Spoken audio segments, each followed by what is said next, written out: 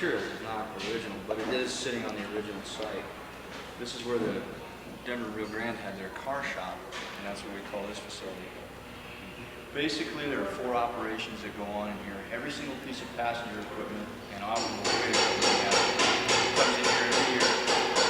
First stop is in this stall here, which is the air equipment.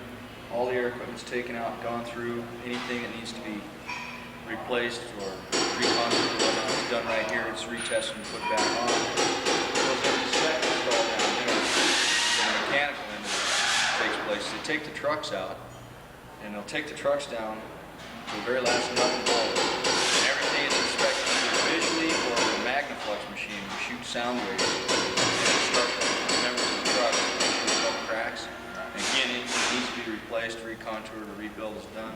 Put back together, and then it goes to the carpenters. When we're using carpentry type of work. And then finally, the paint booth down there if it needs paint. And we do that to 45 people. I'm a mechanical engineer. That's why I was Okay, great. interested in these kind of Yeah, things. here, let me see. Muley journal. There's 2 kinds of journals. There's a collar.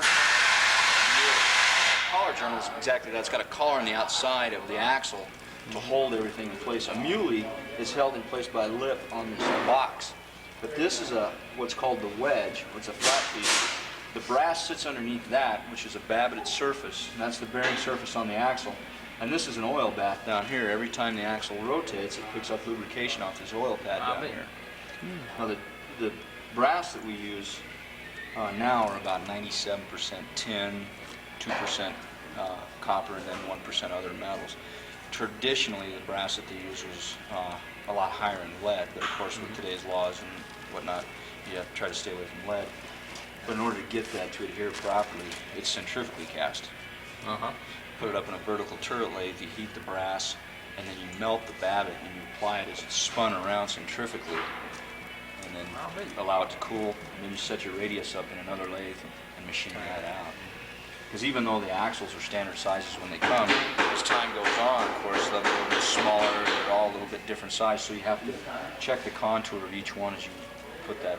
Mike, each one have to fit the bearing to each specific axle. Yes, sir. Otherwise, it's going to get hot on you. Yeah. How often do you have to do that, replace them?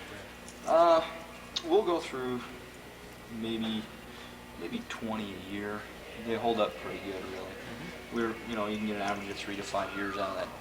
The brass itself is good for years and years. All you have to do is melt that babbitt off there, and then of course report it, reconstitute. You only redo one every 3 to 5 years, and that'll last. In a typical application.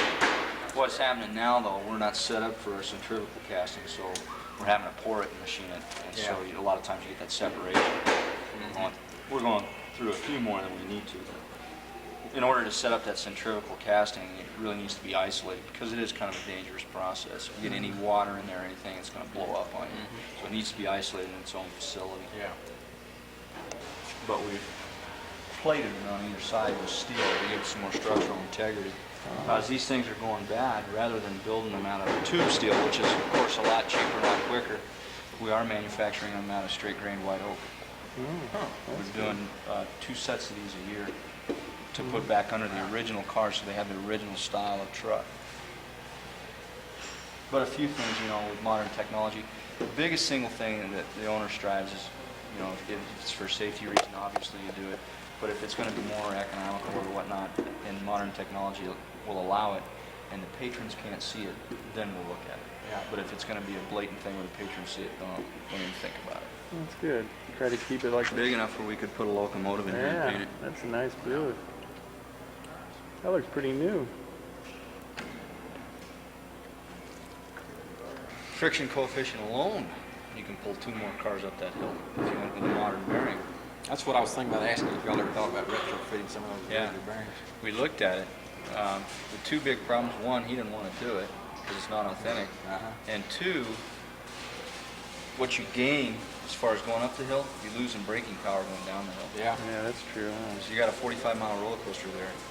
Yeah, might be a little bit unsafe, huh? Well, I'm sure that if we figured it out mathematically, we could figure out something. But they seem to be running fine the way they are, so we're going to keep It's going. worked for 100 years, huh? Yeah. Why argue with success? One thing I would like to do is see about retrofitting the axles on the locomotives to a more modern bearing, because we're still using the Babbitt bearings in them. And it's costing us a small fortune to keep the grease cellars and stuff in those. Is that right? Oh yeah, you hit a hole in the track, it pounds that grease cellar down, and if it doesn't come right back, by the time it gets back up there, that axle's already hot, and then it does just glaze over that grease cellar. Now you got a hot driver. Oh, you got to pull it apart, huh? A lot of maintenance. Oh. That might be a good one. Bearings in. Yeah, I think if we could hide it somehow, you know, maybe even put a false plate on the front, but again, that's his decision. Yeah.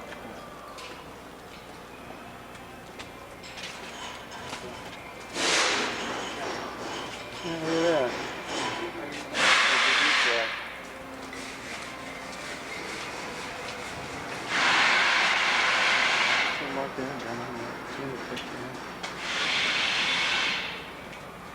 Switch my.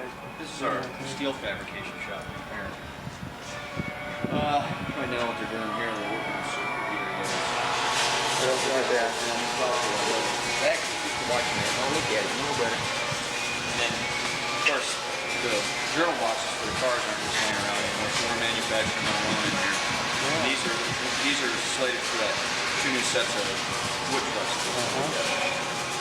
I'll tell you, the guy that's working in here, Good. the guy can do stuff with steel, it's unbelievable. Good. Yeah, those look really nice. I think we've got 7 SME certified welders.